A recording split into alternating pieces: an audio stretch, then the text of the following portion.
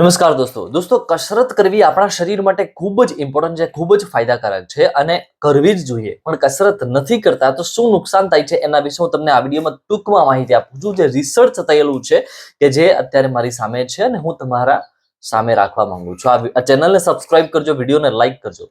દોસ્તો, કસરત નથી કરતા એના કારણે આપણા શરીરમાં આળસ આવે, નબળાઈ આવી જાય. આના કારણે તમને વારસાગત ન હોય એ પ્રકારની બીમારીઓ પણ શરીરમાં થવા માંડે, જેમ કે બીપીની તકલીફ હોય, ડાયાબિટીસની તકલીફ હોય, કોઈ અન્ય પ્રકારની તકલીફો કે જે વારસામાં નથી તેમ છતાં પણ તમને થઈ શકે કસરતના અભાવના કારણે. કસરતનો અભાવ હોય એટલે આપણા શરીરના દરેક અંગોમાં જે લોહીનું પરિભ્રમણ વ્યવસ્થિત થવું જોઈએ એ ના થાય. જેમ કે મગજમાં લોહીનું પરિભ્રમણ વ્યવસ્થિત થવું જોઈએ એ ન થઈ શકે, અથવા તો કસરત ન કરો અને લોહીનું પરિભ્રમણ મગજમાં ન થાય તો આનાથી યાદશક્તિ નબળી પડે, તમને વારંવાર ચક્કર આવે, તમે ક્યાંક મોટી ઉંમર હોય તો પડી જવાની તકલીફ થાય. મગજની એવી ઘણી બધી બીમારીઓ થાય છે. બીજી વસ્તુ, અગર લોહીનું પરિભ્રમણ આંખમાં ઓછું હોય તો મોતિયા, નંબર, આંખને લગતી બીમારીઓ થાય.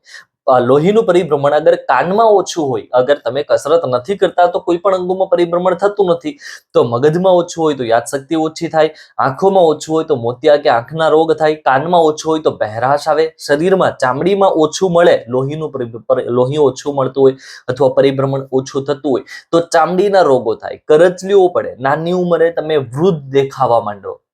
આ પ્રકારની તકલીફો છે અગર કસરત ના કરો તો થાય. કસરત ના કરો તો લીવરની અને કિડનીની ગંભીર બીમારીઓ થાય. લીવરની બીમારીના કારણે આપણા શરીરની ઘણી બધી તકલીફો ઉત્પન્ન થાય. શરીરમાં ઘણા બધા અંગો છે એ કાર્ય કરવાનું ધીમું કરી દે. એટલે આ તમામ તકલીફો ત્યારે જ થાય જ્યારે તમે કસરત નથી કરતા. આ સિવાયના ઘણા બધા પોઈન્ટ્સ આની અંદર આપેલા છે, હું તમને થોડા પોઈન્ટ્સ સમજાવું છું.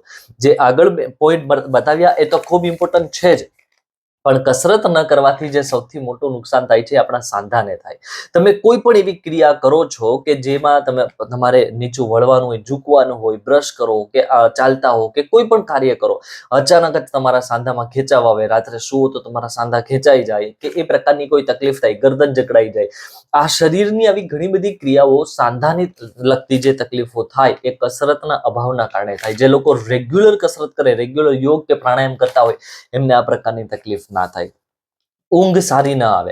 જે લોકો કસરત નથી કરતા તો એમને ઊંઘની તકલીફ 100% થાય. કસરતના અભાવના કારણે મગજમાં એન્ડોર્ફિન નામના હોર્મોન ઓછા ઉત્પન્ન થાય અને કોર્ટિસોલ નામના સ્ટ્રેસ હોર્મોન છે વધારે ઉત્પન્ન થાય. આનાથી માનસિક બીમારીઓ થાય અને મૂડ પણ ખરાબ થઈ જાય. કસરત ના કરવાના કારણે આવું થાય. ત્યાર પછી શરીરનું મેટાબોલિઝમ ધીમું પડી જાય. ચયાપચયની જે ક્રિયા છે, જેમ કે એક રોટલી કોઈ વ્યક્તિ છે એમને એક રોટલી પચાવવામાં 5 મિનિટનો સમય લાગતો હોય અને કોઈ બીજો વ્યક્તિ છે એમને 15 મિનિટનો સમય લાગતો હોય, તો 15 મિનિટનો સમય જેમને લાગે છે એમનું મેટાબોલિઝમ ડાઉન હોય. ક્યારે? જ્યારે એ કસરત નથી કરતા, વોકિંગ, રનિંગ, એક્સરસાઇઝ કોઈ પણ પ્રકારની ક્રિયાઓ નથી કરતા, એમનું ડાઉન હોય અને એના કારણે એમનું વજન સતત વધતો જાય. પછી ગમે તેટલું ઓછું ખાવો એમનું વજન વધતો જાય, શરીરમાં અશક્તિ, નબળાઈ આવતી જાય અને શરીર છે એકદમ ફૂલી જાય. આ પ્રકારની તકલીફો જે કસરત નથી કરતા એમને થાય છે. કસરત ન કરવાના કારણે નોકરી કે ધંધા કરતા હોય તો એમાં તમને મતલબ એ સમય દરમિયાન તમારું વજન વધે ધીરે ધીરે. બેઠાડું જીવન હોય, કસરત કે એક્સરસાઇઝ કે વોકિંગ નથી કરતા કે યોગા નથી કરતા તો એના કારણે તમારું વજન વધે, આળસ વધે, તમારા શરીરમાં નબળાઈ આવે, કોઈ કામ કરવા પ્રત્યે તમને વ્યવસ્થિત તમે સજાગ ના રહો અથવા તો તમને સુસ્તી આવ્યા કરે. આ પ્રકારની તકલીફો કસરત ન કરવાના કારણે થાય. લોહીનું પરિભ્રમણ શરીરના દરેક અંગમાં ઓછું થવાના કારણે ધીરે ધીરે શરીરનો દરેક અંગ નબળો પડે અને 40, 45, 50 વર્ષની ઉંમરે તમારું શરીર છે 70, 80 વર્ષના વૃદ્ધ વ્યક્તિ જેવું ખરાબ થઈ જાય. ખરાબનો મતલબ છે જે વ્યક્તિઓ 70 વર્ષની ઉંમર હોવા છતાં પણ રેગ્યુલર પહેલાથી કસરત કરે છે એમનું શરીર 50 વર્ષના વ્યક્તિ જેવું હોય અને 40-45 વર્ષના વ્યક્તિ કે જે કસરત નથી કરતા એમનું શરીર 70 વર્ષ કે 80 વર્ષના જે વૃદ્ધ વ્યક્તિઓ હોય, જે મરણ પથારી હોય એમના જેવું થઈ જાય છે. તો આ વસ્તુ તમારે ધ્યાન રાખવાની છે. કસરત રેગ્યુલર કરવાનું ચાલુ કરો, બરાબર છે, તો તમારા શરીરમાં ખૂબ જ સારા ફાયદાઓ થશે, આપણા શરીરમાં ફાયદાઓ થશે. કસરતના વિડીયો આપણી ચેનલમાં મૂકેલા છે, તમે સર્ચ કરો, તમને યોગ અને કસરતના વિડીયો મળી જશે.